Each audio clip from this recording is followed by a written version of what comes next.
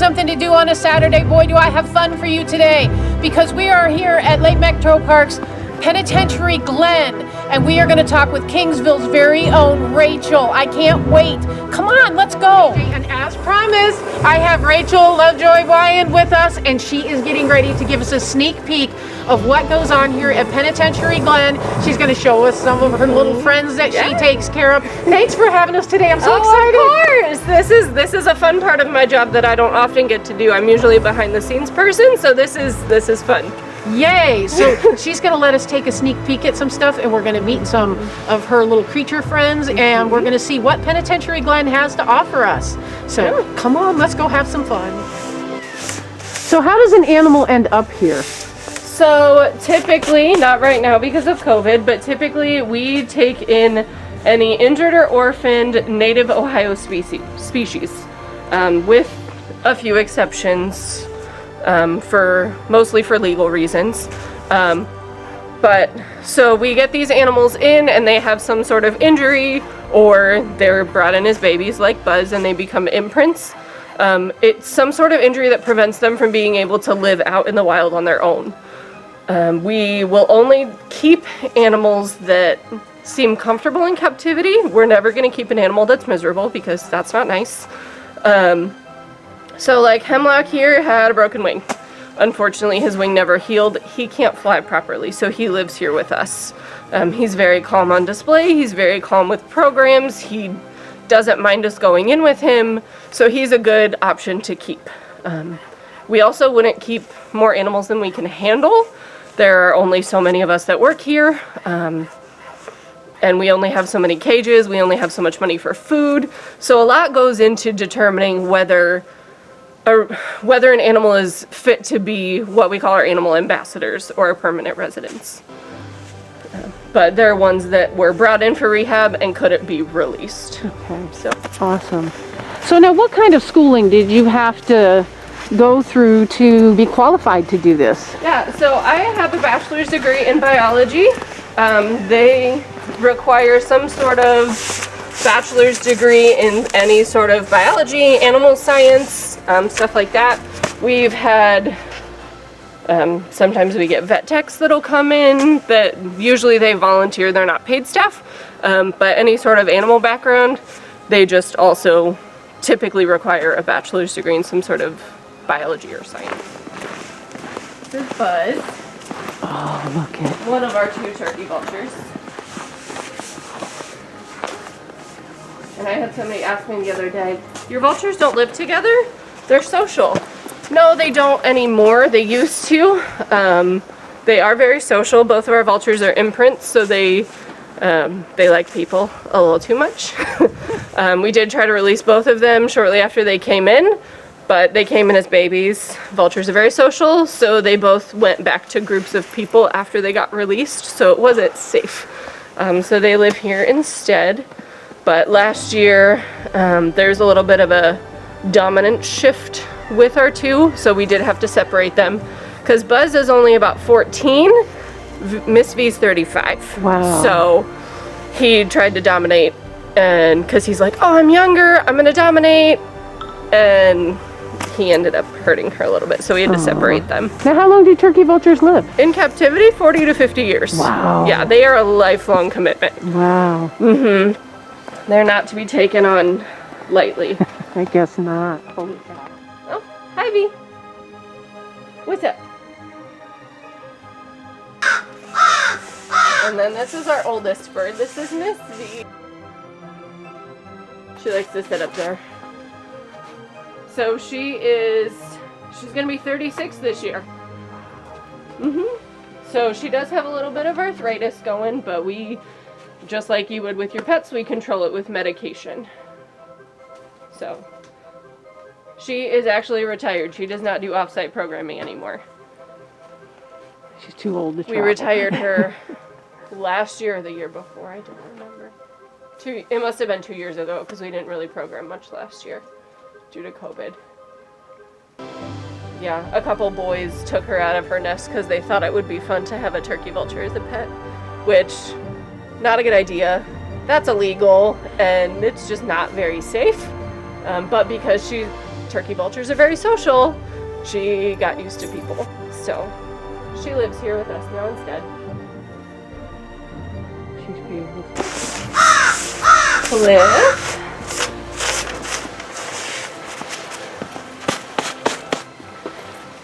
Yeah, so he was found in downtown Cleveland. So peregrine falcons will typically nest on the top of cliffs, hence his name.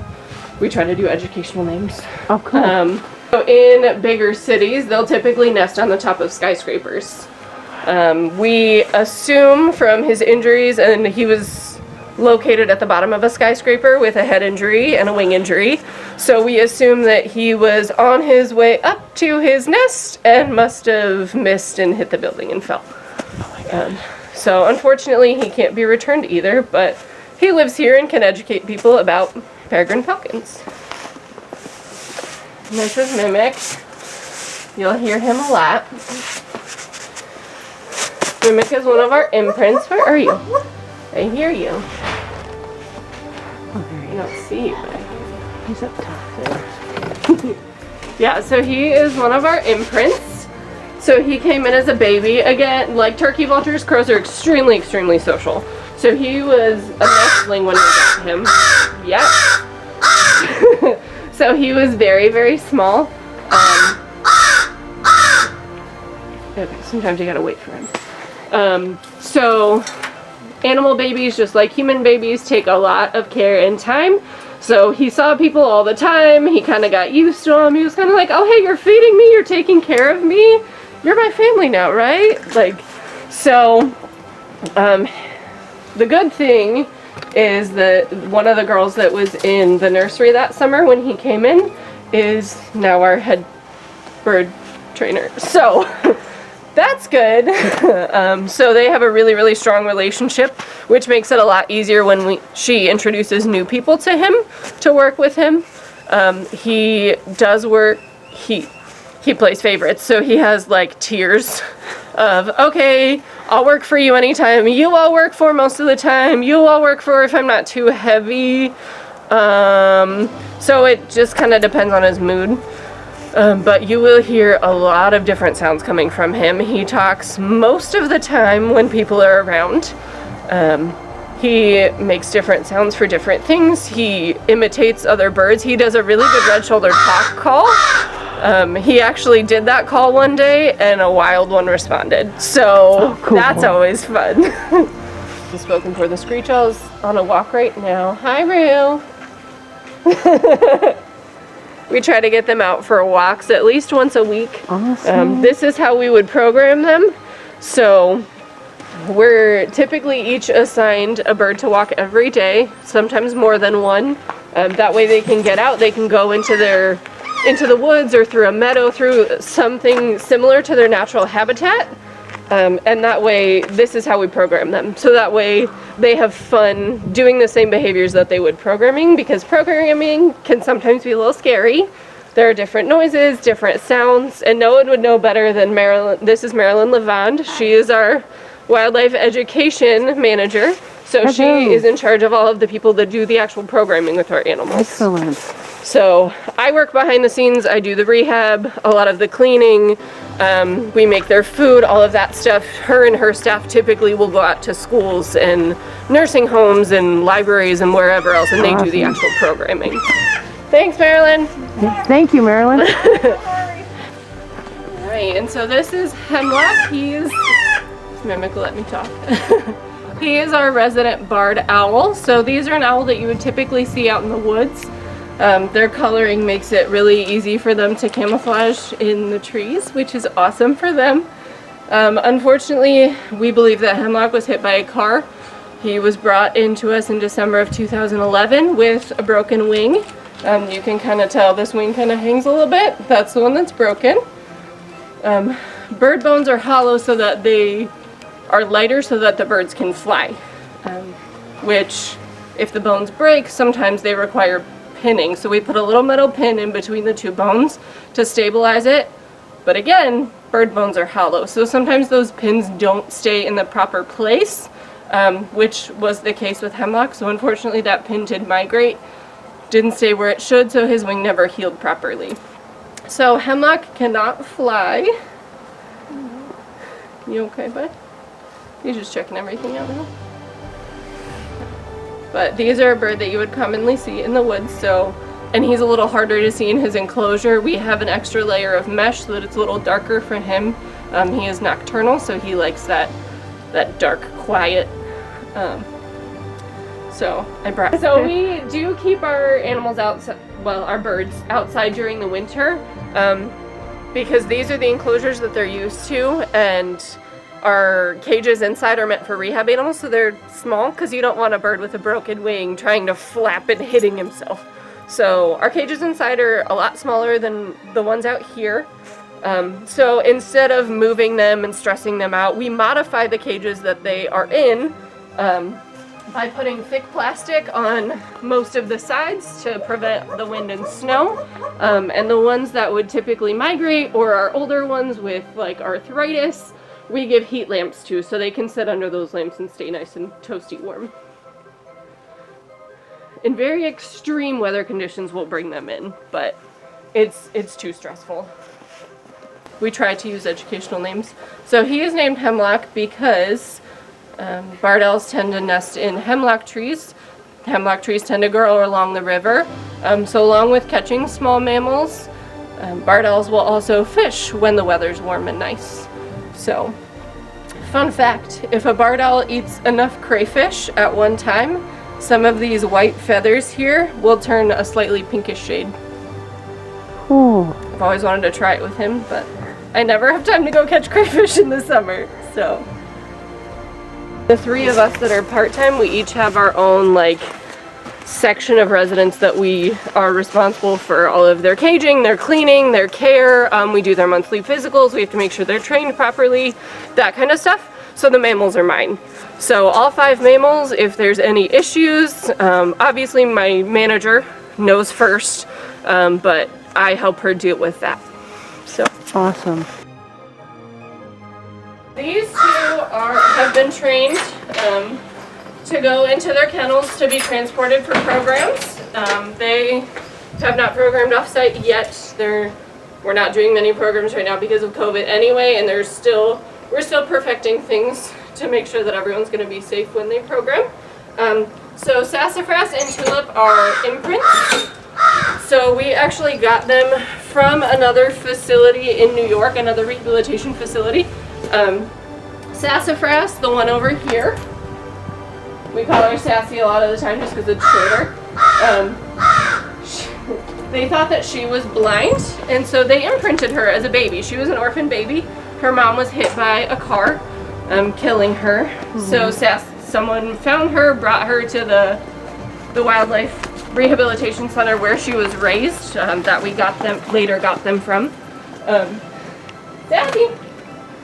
She was just gonna do her thing while I talk. So they thought that she was blind, so they imprinted her because a blind fox can't be released. And she was still young, so they made her more used to people, basically, so that she could live at a facility like here, which is where she ended up. Hi. Upon coming here, we realized she is not blind. There's nothing physically wrong with her, but she had already been imprinted, so she can't be released. She's a little too used to people. If we were to release her into the wild, it could be very bad. So she lives here instead. We also have Tulip, who is a couple of weeks younger than Sassafras. She is actually partially blind. The previous center did not realize that. They kept her because there was an accident and she had to have a leg amputated. So she is missing her front right leg, but she is also partially blind. So we've had a couple challenges with her. But for the most part, she's doing pretty well. She's pretty comfortable here. Training can be a little hit or miss with her some days, especially when it's cold. She just wants to sleep and snuggle in blankets, which I don't blame her. Most of the time she's pretty good though. So we'll demonstrate with Sassafras. You ready? That's a very good sit. Good girl. All right. So gray foxes are the only canines in North America that can actually climb trees. So they have nails that are semi-retractable like a cat, which allows them to climb trees. So these guys are a little more elusive than red foxes, which is what you would typically see more around here in fields. Because these guys, they hide up in treetops. Sassy! Let's see if we can get her to work now that she's been distracted. Sassy! No, that's you. She smells her enrichment. Come on, Sass! You want to show them? Right. Target. Good girl. All right, come back down. Sit. Good girl. Thank you. So they climb trees and then she can come right back down. She can sit up in the tree if she wants to. There's some notches up there that if she decides she wants to stay up there, she can. But we train with them every day just to keep all of their behaviors the same. Their behaviors that we teach them to do are mostly for either medical purposes or for programming purposes. So that's all I got. I just brought a couple treats. So I'm gonna go get her bag of toys. And as you can see, she tore open that bag this morning. So will she? She'll probably. She is typically the more social of the two, coming to visit, well, coming to see visitors. All right. Show them your bag. So this is just a paper grocery bag. I've scented it with that catnip spray, and there's some toys inside for her and Tulip to play with. But we don't want our animals to get bored, so we enrich them just about every day. Some of our animals have to be enriched multiple times a day. Our crow, any of our mammals, they typically get enriched at least twice a day just because we don't want them to get bored. They're living here because they can't go in the wild, so we want them to have a quality life here. So this is a puzzle feeder that was actually purchased off of our Amazon wish list. It's a dog puzzle feeder, but it works really well for our skunk and our possum and our crow. Our crow really loves it. Crows are extremely intelligent animals, so we need to keep him busy all the time. So this one is actually a level 3. So it's the highest, I believe it's the highest level. So we have 1, 2, and 3. The only animals that we have that can actually complete this all the way through is our striped skunk and our crow. So the skunk had it this morning, and now I'm going to give it to our crow. I'm going to put some mealworms in it so he has to catch them before they crawl away. But there's lots of different openings. For him, it's very fun. So I'm going to go give that to him. Cool. So we actually feed him on a glove several times a day. That's how he gets his food, because crows will actually cache their food. They'll hide it, and we don't want him hiding it around his enclosure, because then he can eat whatever he wants, and sometimes he'll get a little heavy or his food might get moldy, and that's not good. We don't want him to get sick. So because he's also an imprint, that gives him more time with us, which he also really likes. Do you want this? Alright, let's put it over here so I can see it. I don't know where's best. You see That's it there? a good shot there. Excellent. So I have a little Tupperware with some mealworms in it, because this is food that we can give him in enrichment that's gonna crawl away if he doesn't eat it, so we can't really cache it. So, oh, and he found some dried bugs from the skunk. Look at that. But if I put the mealworms in too soon, they'll crawl away on me before he has a chance.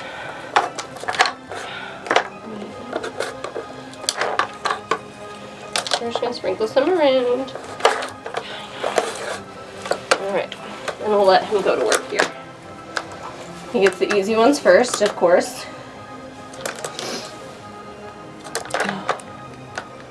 And he knows which way to move the different pieces so that he can get them all. Sometimes he'll cheat and he'll stick his beak at an angle so he doesn't have to move some of the pieces, but he also uses his beak just like that to move that middle disc, which is where a lot of our animals have trouble with this particular puzzle feeder.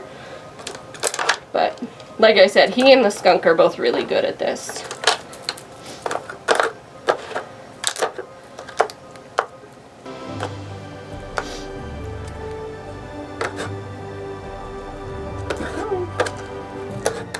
There you go.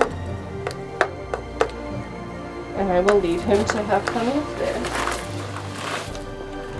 Come here, Ellie. There we go. I'd maybe just start. So this is Oliver, our resident red-tailed hawk. So Oliver has been with us for quite a while now. And He came in as a juvenile, so he was a younger hawk. Not quite a baby, but a first year. He came in with a broken ankle.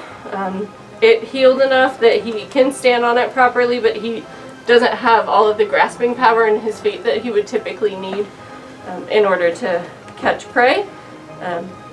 Red-tailed hawks are extremely food-motivated birds in general, so we feed him on the glove every day. Like I said, we feed Mimic multiple times a day. He just gets fed once, maybe twice if he's got a lot of food. But we feed him on the glove every day so that, okay, people feed me. Okay, so these people must be okay. I'll work for these people. We use positive reinforcement in all of our training. We're never going to force an animal, especially a wild animal, to do something that they don't want to do. Okay, and so sometimes he does what's called mantling, where he puts his wings out. He's like shielding his food. He doesn't want you to see it, because if you see it, you might try to take it. Doesn't seem particularly hungry today. So we talked about different kinds of food earlier. These are the chicks. So occasionally red-tailed hawks will pick off songbirds, especially like if you have a feeder. You might see red-tailed hawks sitting around and all of a sudden your birds will just scatter. They know that's a predator. They do also eat small mammals, mice, small squirrels, things like that, chipmunks. So we do give him mice and rats as well. It just depends on the day, because we don't want them to get bored with whatever they're eating. And if we notice that they're consistently not eating a certain type of food, we'll change it up and not give that to them for a while, because sometimes they get bored. You get bored with the same food. Alright, so I am going to introduce you to Odie. He is our resident striped skunk. So unlike all of our other permanent residents, Odie was actually not brought in for rehabilitation. He wasn't injured, he wasn't orphaned. So Odie we actually purchased from a propagator. They are breeders that breed skunks to be pets. Skunks can be great pets, but you need to do your research. They can be very, very destructive. They need a lot of training. They need to have a very balanced diet, or it can be very bad. You have to watch what you feed them. Fun fact, asparagus can give them seizures. So that's good to know. So we never buy asparagus. We never have it in our building because it can make him very, very sick. But we did try to go with orphan skunks one year. We got a couple babies. They were very young. Okay, skunks would make great permanent residents. We could educate the public about them. People are so afraid of skunks, they don't like them because they spray their dogs, which I understand. I grew up with dogs, they got sprayed a lot, it's not fun. But they can also be very beneficial creatures to have in your backyard. They eat the grubs that eat your plants, which is great, but they're very misunderstood, so we were hoping to imprint these babies one year so that we could educate the public about skunks and see, look, see, if you leave them alone, they'll leave you alone. They're actually pretty cool creatures. But those babies were not happy, they were miserable. And like I said earlier, we are never going to keep an animal that is not happy. We want all of our residents to be as happy and healthy as possible because this is their home. The programming is their job. You don't want to be in an unhappy job, neither do they. So we did, our wildlife education manager and my manager did some research, they talked about it, they found a responsible propagator, and about a year later, we brought this little guy home. So he was, let's see, are you 10 weeks when we got him? So we spent a lot of time for the first bit just bonding with him. He doesn't like the cold, so he's gonna shrink a little bit. Wow. If I can get him out. So this is Odie. He's a pretty cool little dude, and yes, he has been descented. He can't spray anyone. He doesn't like the cold, so because he was bred to be a pet, he does live inside most of the time. We put him out in bigger cages in the in the warmer weather to let him run around. If it's above freezing, we let him run around just for a little bit and then bring him back inside. But in the winter, he just likes to curl up and sleep. But he's a cutie. Huh. And typically on programs, we have him on a harness and a leash. He does program that way. He also gets to go through, on walks through the woods that way too, which he also really likes. Especially in the fall when there's a bunch of dead leaves on the ground and he can find lots of insects to eat. He also will pick up, I know he's getting a little cold, so we won't keep him out too long. But he'll also find the occasional like flower to eat. Tulip flowers, like from tulip trees. Lots of nectar in those. He went on a little bit of a sugar high one day and we couldn't figure out why, and then we figured it out. He ate a flower full of nectar. So he ran around for a while and then he slept for a long time. So just like a toddler. So cute. He's got these nice nails for digging. Super long. Okay. And I'll put him back because he's getting a little chilly. We also have a donation box here if people come to visit and they want to donate something. And we recently got a QR code that goes straight to our Amazon wish list, because we have a wish list on Amazon too, where people can send them directly here. So this is when Odie was a baby. He's not a baby anymore. So if people are out and visiting, great. They can make donations if they want to.